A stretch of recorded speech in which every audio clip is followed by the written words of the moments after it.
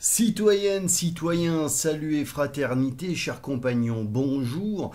Nous sommes aujourd'hui donc le 23 juillet, c'est le jour de Brigitte, le tour de la France par deux enfants, écrit par G. Bruno, une lecture par Grégory Baudouin. Aujourd'hui, un chapitre un petit peu plus long que les autres, donc le chapitre 38, intitulé La Suisse et la Savoie, le lac de Genève, le Mont Blanc, les avalanches, le lever du soleil sur les Alpes, la prière du matin.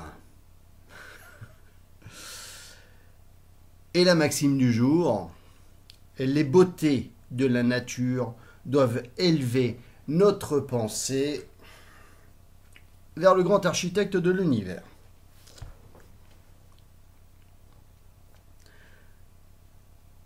Le lendemain, on quitta les Rousses dès 3 heures du matin, car le patron voulait arriver à temps pour le marché de Gex, une des principales villes de l'Ain. André enveloppa soigneusement le petit Julien dans son manteau.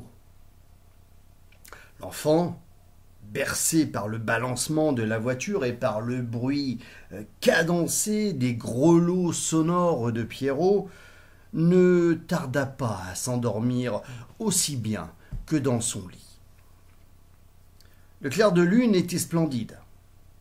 La route, lumineuse, comme en plein jour. Mais l'air était froid, car il gelait sur ces hauteurs et les noirs sapins avaient sur toutes leurs branches de grandes aiguilles de glace qui brillaient comme des diamants. Après plusieurs heures de marche sur une route toujours montante, on traversa un dernier défilé entre deux montagnes. Vous savez, sans doute, mes enfants, dit monsieur Gertal, que nous sommes ici à 2 pas de la Suisse. Et nous arriverons bientôt en haut d'un col où l'on découvre toute la Suisse, la Savoie et les Alpes. Descendons de voiture et nous regarderons le soleil se lever sur les montagnes. Le temps est pur, ce sera magnifique. Le petit Julien, en un clin d'œil, fut réveillé. Il se hâta de sauter sur la route et courut en avant. Mais André l'avait devancé. Et lorsqu'il fut au sommet du col, « Oh, Julien !» s'écria-t-il. « Viens voir !» L'enfant arriva vite.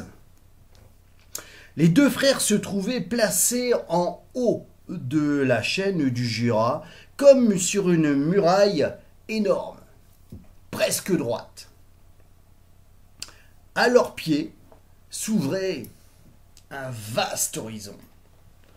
La Suisse était devant eux.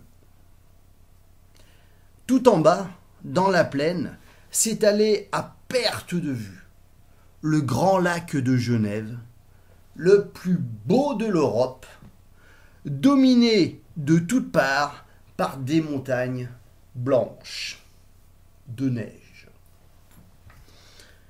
Comme ce lac brille sous des rayons de la lune, dit Julien, moi je l'aurais pris volontiers pour la mer, tant je le trouve grand.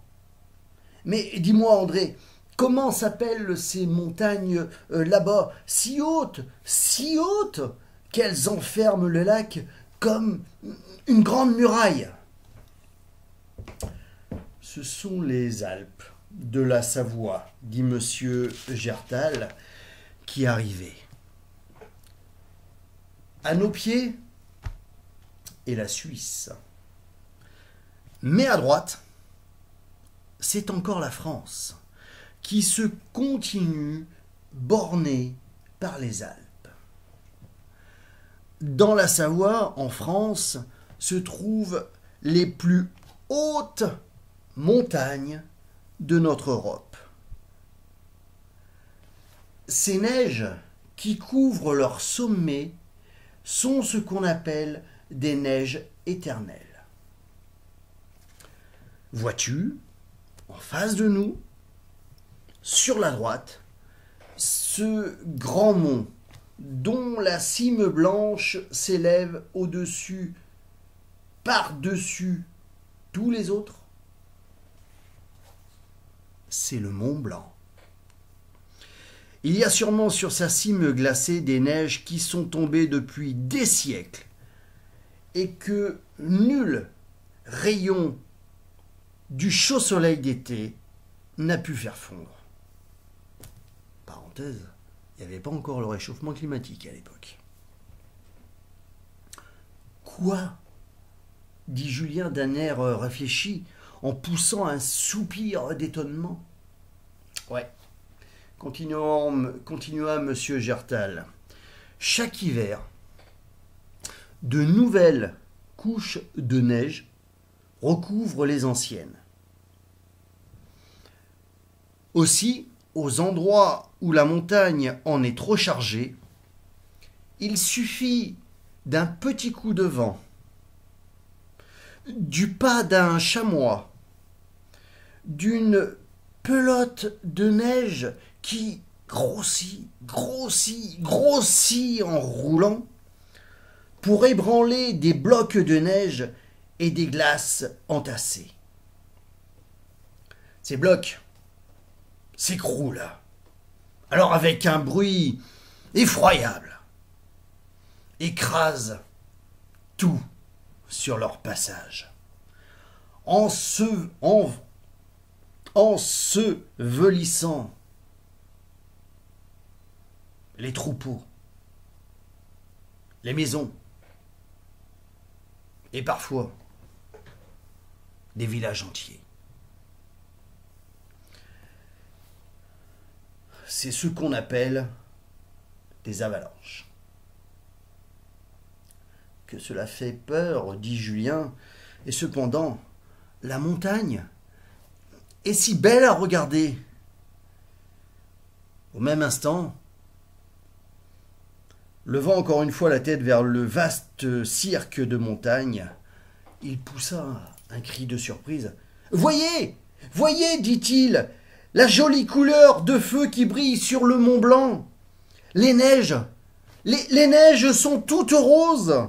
Qu'est-ce donc ?» C'est l'aurore du soleil levant, petit Julien. Le soleil commence toujours par éclairer les plus hauts sommets des montagnes. Aussi, dans ce pays, c'est le Mont Blanc qui reçoit chaque matin les premiers rayons du soleil. Regarde encore. Oh, mais voici les sommets des autres montagnes qui s'illuminent à leur tour. Il y a sur leur neige toutes les couleurs de l'arc-en-ciel. Les unes sont violettes ou bleues. Les autres lilas ou roses. On dirait une grande fête qui se prépare entre le ciel et la terre. Julien, c'est le jour qui commence. Vois, le soleil monte à l'horizon, rouge comme un globe de flamme. Devant lui, les étoiles s'effacent. Et voici la lune qui pâlit à son tour. Oh mon Dieu, dit l'enfant, en joignant ses petites mains. Comme cela est beau. Oui, oui, Julien, dit gravement M. Gertal. Tu as raison, mon enfant. Joins les mains à la vue de ces merveilles. En voyant l'une après l'autre toutes ces montagnes sortir de la nuit et paraître à la lumière, nous avons assisté, comme à une nouvelle création. Que ces grandes œuvres du grand architecte de l'univers te rappellent ce qui est là-haut. Et que les premiers instants de cette journée vous appartiennent. Et tous les trois se recueillant en face du vaste horizon des Alpes silencieuses qui étincelaient maintenant sous les pleins rayons du soleil, élevèrent alors dans une même pensée leurs âmes jusqu'au grand architecte de l'univers. Voilà, alors, vous en doutez, quelques petites adaptations, vous ne m'en voudrez pas, hein. Alors la première illustration du jour,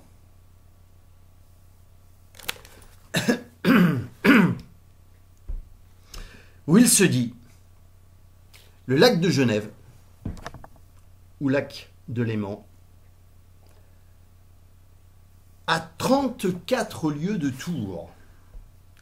Il est entouré par le Jura et par les Alpes. Dans sa partie sud, il touche à la France. À certains endroits, sa profondeur est de 300 mètres. Eh, quand même. Il est parfois sujet, comme la mer, à des tempêtes redoutables.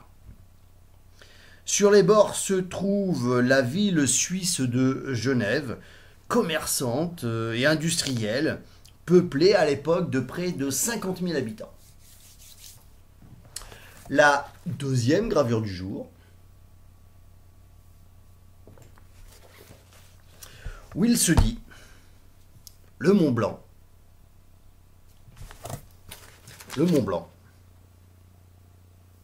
et la mer de glace.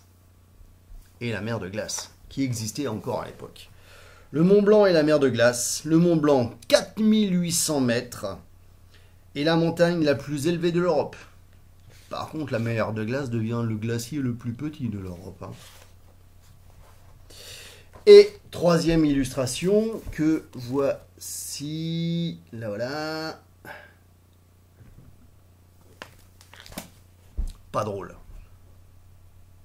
Avalanche dans les Alpes.